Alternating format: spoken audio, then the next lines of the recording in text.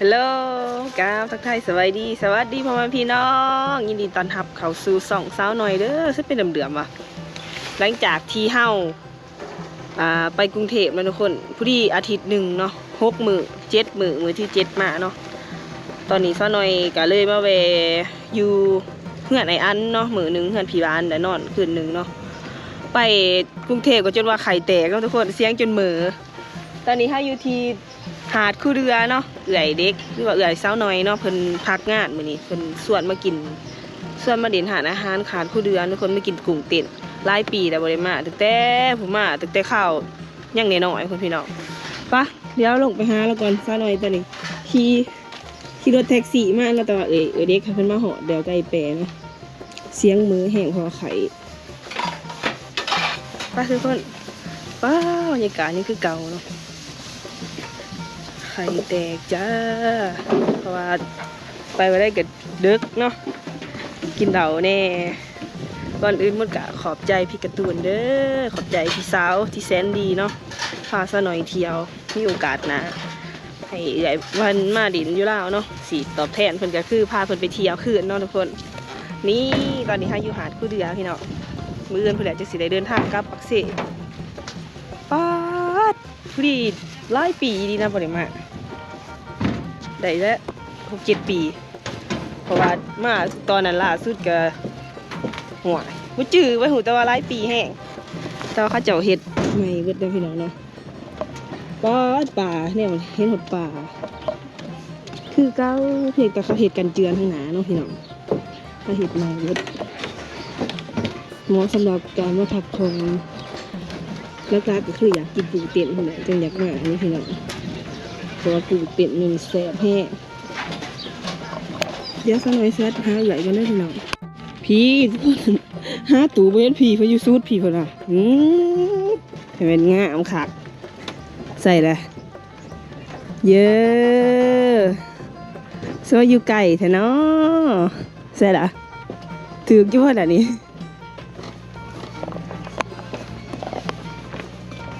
เศษบาทนี่เบื้องเลยผู้โมเมนต์เบื้องนี้พี่น้องพี่เป็นอยู่ผิดป้าสมภาร2 คนเนาะบริสุทธิ์เลยกันสวัสดีค่ะสวัสดีค่ะ Hi everyone everything สิกาเบลป้าสักมาโดนเนาะนี่สวัสดีนะตี้อันนี้คือเรียกไปใช่ไหมเนาะ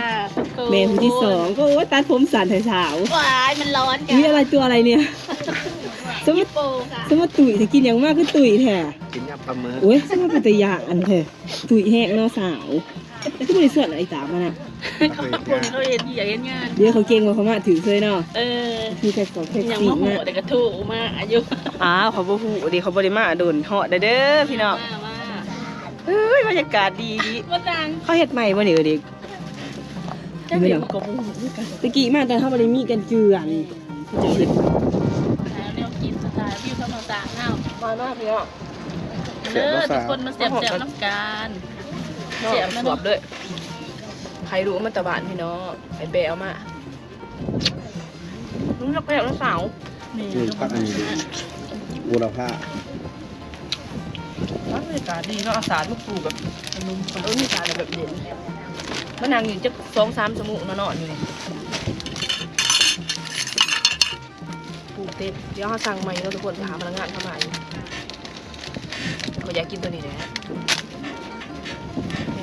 ไปกินลูกศิษย์ไปก่อนแล้วก็ได้กิน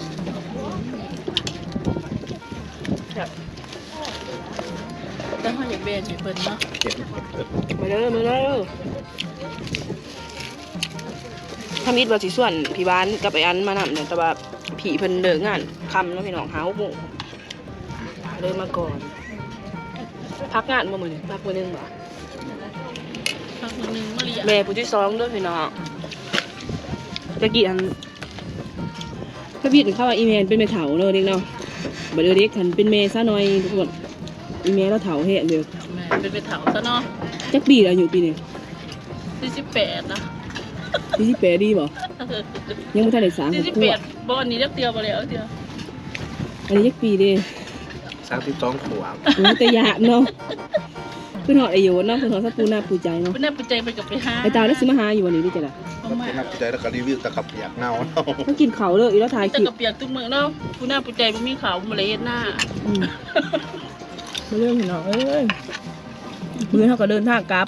ครับ ไอเป้มาได้จักมื้อล่ะ ทายที่ด้วยสวนอันปลาเป็นมื้อหมู่บ้าน เอายังเนเนี่ย กุ้งเต้น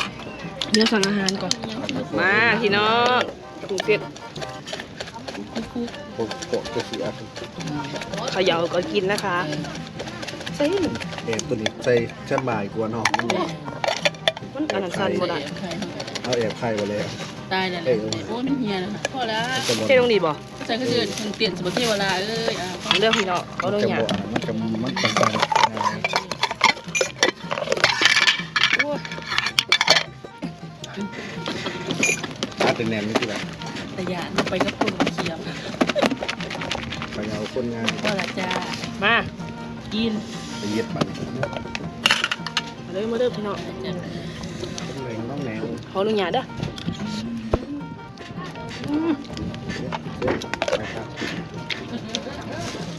พักบ้าเขาเลย กิน อันนี้ก่อนคำหนึงโอ้สุดๆเลยพี่น้อง เมียใส่กระดิ่งเขียดเลยตายได้เขา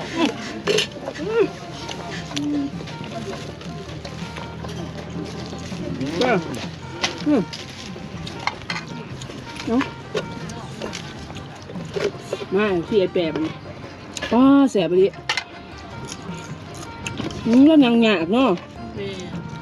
พอไปสื่อหาเยอะได้แล้ว ตัวใหญ่ไร อู้ขาดไปดิ กินได้เลยเจ็บท้อง พี่น้อง จำแง่กัน มาเด้อมาดิก็ไม่จับ คอยเจ็บนะ พ่อเหรอบอ คอยกินลูกซีนกินกาแฟกินอะไรเนี่ยนะเมื่อก่อนนะ อันนี้เป็นปลาหนึ่งน้องหน้า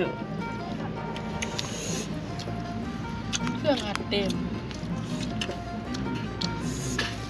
ตำบักหุ่งไปอันกรุงเทพว่ากินตำบักหุ่งตั้งแต่หนูไปพุ่นพี่การ์ตูนได้ตำให้กินเองแซ่บแซ่บบ่ได้แบบตำแบบปูไข่ดองปูหน้าไข่เหรอ เบิ้งคลิปอยู่เขาว่าจะเสีย แซ่บแบบมันนี่มันปูแบบ มีตัวใหญ่ใหญ่เนาะแต่เป็นเรื่องใจดีเขาบอก นี่ คนเฮานี่ฮะคนใจดีนะ หยา ตื่ ก น แต่ว่า น้ำบาชนะรวมทั้งหมด เชียวโยนตำโยก สุดยอดค่ะ โคกเจ๊ แต่ว่านุ่มใหญ่ๆค่ะดิไก่ยุคโคกดังใน TikTok ตัวจริงเราเห็นเราอยู่บ่ บ่เป็นตลกหนอก แล้ว เนาะ ก็ออกข้างโทรศัพท์ก็ตอนนั้นเนาะจอเนาะ มาทุกคนน้องซาน้อยใส่กุ้งเตะดีกว่า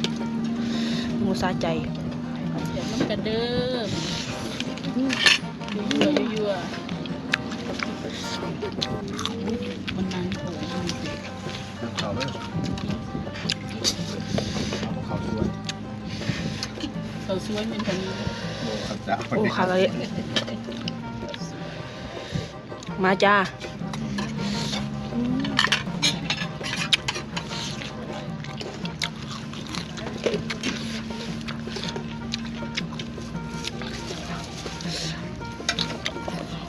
แซ่บนี่นะจ๊ะแต่ว่ามือนี้คนโบราณเนาะเสาร์อาทิตย์เนาะคนหลายเนาะ มือปกติทำงานเขามันยุด มันถึงสุดเสาร์อาทิตย์ จากซูมหลอกเขาบ้าน มันเป็นแล้วๆเนาะ ก็ไม่โกรธ ต้มยำต้มย แซ่บก่อนมาโต ต้มยำค่ะ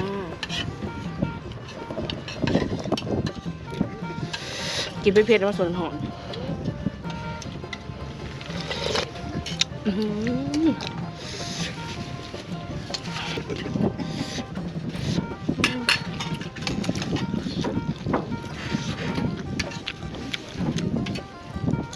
อร่อย วันนี้มีโอกาสบ่อยได้หนิมีดารา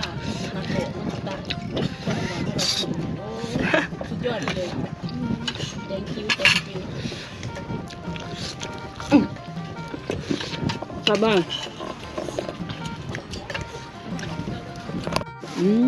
อิ่มแล้วว่าวันนี้อิ่มแล้วก็นั่งตายญาติเนาะพี่น้องป้า น้ำตายอนว่าปรุงยอน ยังบ่เบิดได้นี่ ตาก็ยอน ยังอัน อีสังเปิด ปลานึ่งมะนาว ปลาหนึ่งมากหน้า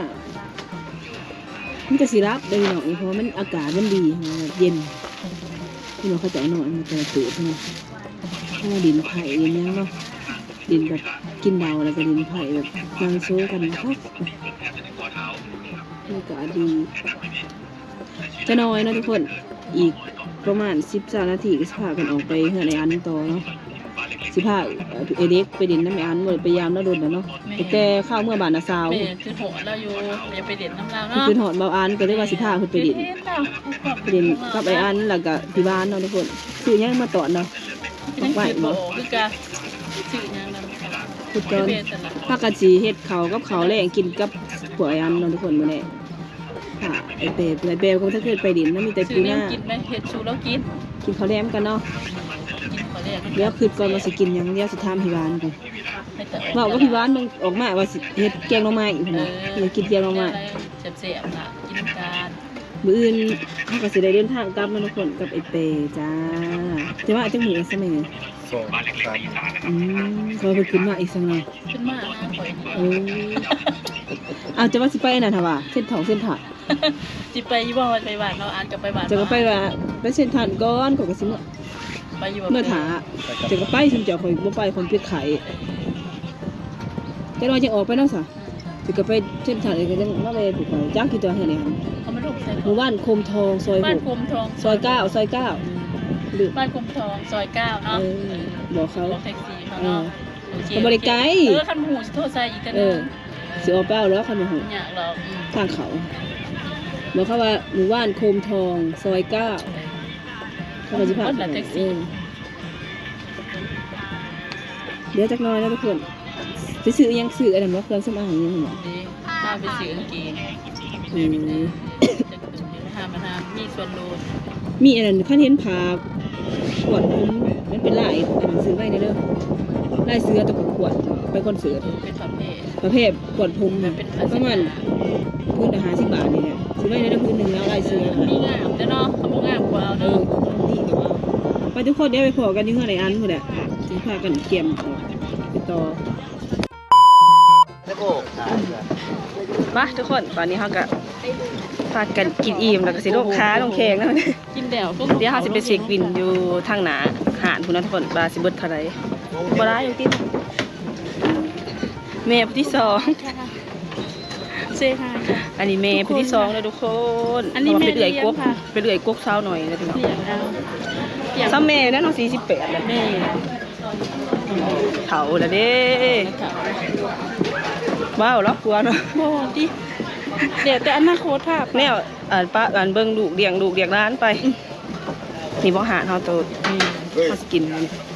โอเคเดี๋ยวสิอันนี้เช็คบินนี่หาเพิ่นทุกคน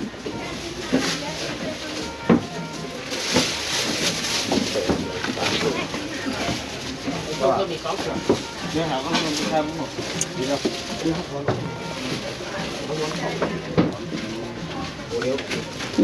หอมเหมือนกันจ้ะ ลายปังออก จะได้นะทุกคนเอามาให้ตากดูพอคุณสิไปเส้นผ่านต่อสบายกับสิออกไปเงี้ยแต่ก็จะไปเงี้ยไหนตาแล้วก็จะไปเงี้ยไหนอันถาพอเป็นไข่มันจะไปรอตรงไหนกลับไปนอนถาพอคุณแรงจะว่ากันไหม เป็นฝาขนมเนาะเป็นฝา เขา เนาะ เมื่อก่อนเลยวะโอเคใช่เดี๋ยวคนเซ็กบินกันเถอะ